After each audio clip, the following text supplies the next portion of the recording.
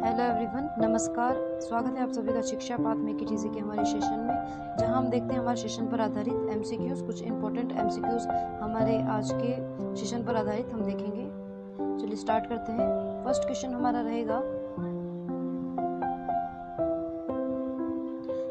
हमारा है पंचपदरा रिफाइनरी कम petrochemical complex के संदर्भ में निम्नलिखित कथनों पर विचार कीजिए। फर्स्ट स्टेटमेंट है, यह प्रोजेक्ट राजस्थान को ऊर्जा सुरक्षा का मजबूत स्तंभ बनाने के साथ प्रदेश का ग्रोथ इंजन साबित होगा।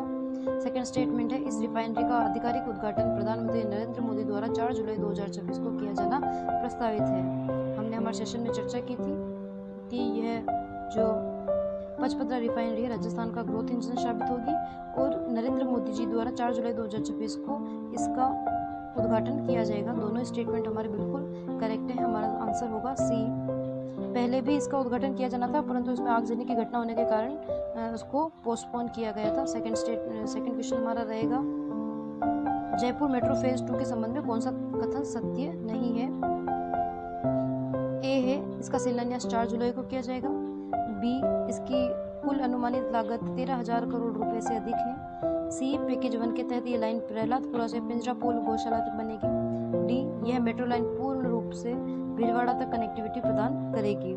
हमारा सही आंसर होगा डी। हमारा बिल्कुल गलत आंसर है, क्योंकि यह जयपुर सिटी के लिए ही बनाया गया है। भीलवाड़ा तक कनेक्टिविटी इसकी नहीं रहेगी और इसी का उद्घाटन प्रधानमंत्री नरेंद्र मोदी जी द्वारा 4 जुलाई को किया जाएगा। अनुमानित लागत इसकी 13,000 करोड़ रुपए है। पैकेज 1 के तहत प्रहलादपुरा से पिंजरापोल गौशाला टोडी मोड़ तक बनेगी। थर्ड क्वेश्चन हमारा रहेगा, कथन कारण पर आधारित है। फर्स्ट स्टेटमेंट है, कथन है, जयपुर गुलाबी नगरी की 15 वर्षीय पर्वतारोही नीलिमा अरोड़ा ने हाल ही में दुनिया की सबसे ऊंची चोटी माउंट एवरेस्ट फतेह की है।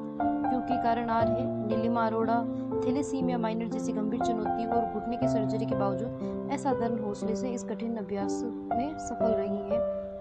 हमने हमारे सेशन में चर्चा की थी जयपुर की नीलिमा अरोड़ा, जो 15 साल की है, उन्होंने माउंट एवरेस्ट की चोटी को फतेह किया है।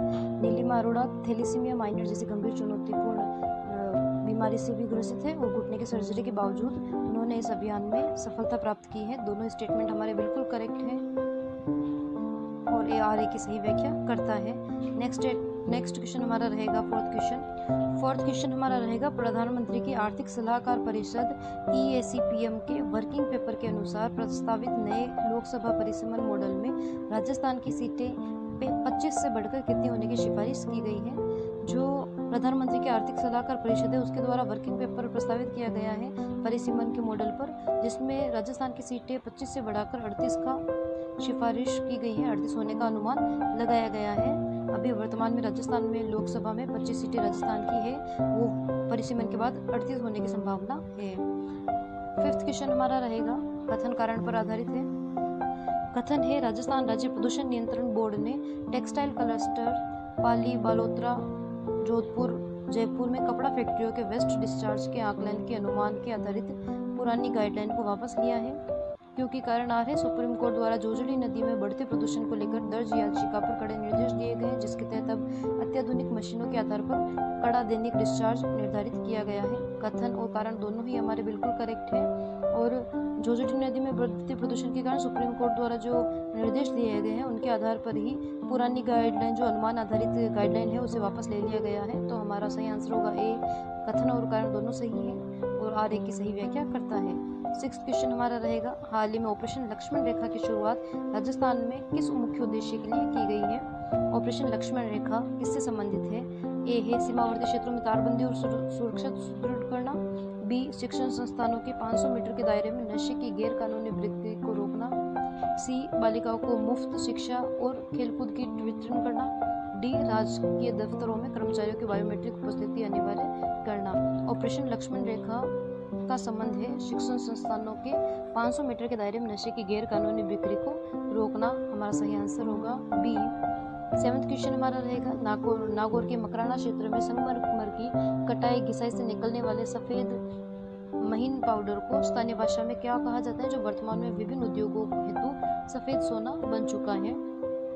जो नागौर के मकराना क्षेत्र से संगमरमर की घिसाई के बाद जो पाउडर निकलता है बिल्कुल बारीक होता है, उसे स्थानीय भाषा में पांडु कहा जाता है, जिसका यूज़ रंगाई पुताई में भी लेते हैं और पेंटिंग बनाने और जैसे रंगोली बनाने में, मांडना बनाने में, इनमें इनका उपयोग किया जाता है, तो इनसे पांडु कहते हैं स्थानीय भाषा में। एर्थ क्वेश्चन हमारा रहेगा, राजस्थान पर्यटन विभाग द्वारा डेजर्ट टूरिज्म योजना के तहत विकसित किए जा रहे पुरातात्विक पर्यटन स्थल में किन प्रमुख स्थलों को आपस में जोड़ा जाएगा। हमने हमारे सेशन में इसके बारे में चर्चा की थी। डेजर्ट टूरिज्म योजना के तहत कालीबंगा, बड़ोपल वेटलैंड और रंग महल तीनों को आपस में जोड़ा जाएगा, इनको आपस में जोड़ा जाएगा। डेजर्ट टूरिज्म है तो डेजर्ट के इलाके के जो टूरिस्ट प्लेस है वही इसमें शामिल होंगे, जिनमें कालीबंगा, बड़ोपल वेटलैंड और रंग महल इसमें शामिल है। 9th क्वेश्चन हमारा रहेगा, टोंक के उस उभरते हुए गेंदबाज का नाम क्या है जो 26 जून 2026 को भारत के खिलाफ T20 मैच से आयरलैंड की राष्ट्रीय टीम की ओर से अपना अंतर्राष्ट्रीय डेब्यू करने जा रहे हैं। हमने हमारे सेशन में इसके बारे में चर्चा की थी। जय मुंदड़ा हैं जिन्होंने आयरलैंड की तरफ से भारत के खिलाफ वो अपना T20 डेब्यू करने जा रहे हैं, अंतर्राष्ट्रीय डेब्यू आयरलैंड देश की तरफ से वो खेलेंगे। 10th क्वेश्चन हमारा रहेगा, हाल ही में आयोजित 24वीं राजस्थान राज्य राइफल पिस्टल शूटिंग चैंपियनशिप में किस डेफ निशानेबाज ने अभूतपूर्व प्रदर्शन करते हुए 4 स्वर्ण पदक, गोल्ड चौका अपने नाम किए हैं। तो हमने हमारे सेशन में इसके बारे में चर्चा की थी। 24वीं राज्य राइफल पिस्टल शूटिंग चैंपियनशिप जो डेफ बधिर निशानेबाज चिरांश चोमिया है, उन्होंने 4 गोल्ड मेडल अपने नाम किए हैं, चिरांश चोमिया ने। लास्ट क्वेश्चन हमारा रहेगा, जर्मनी के सुहल में आयोजित ISSF जूनियर वर्ल्ड चैंपियनशिप में जयपुर की किस निशानेबाज ने 25 मीटर स्टैंडर्ड पिस्टल महिला टीम स्पर्धा में भारत के लिए स्वर्ण पदक जीता है। हमने हमारे सेशन में इसके बारे में चर्चा की थी। जर्मनी के सुहल में आयोजित ISSF जूनियर वर्ल्ड चैंपियनशिप में जयपुर की पूर्वी प्रताप कच्छावा ने 25 मीटर स्टैंडर्ड पिस्टल में भारत के लिए स्वर्ण पदक जीता है। हमारा सेशन यही समाप्त होता है। Please like, share and subscribe कीजिए। Thank you. अगर आपको सेशन पसंद आए तो अपने फ्रेंड्स को अधिक से अधिक इसको शेयर कीजिए।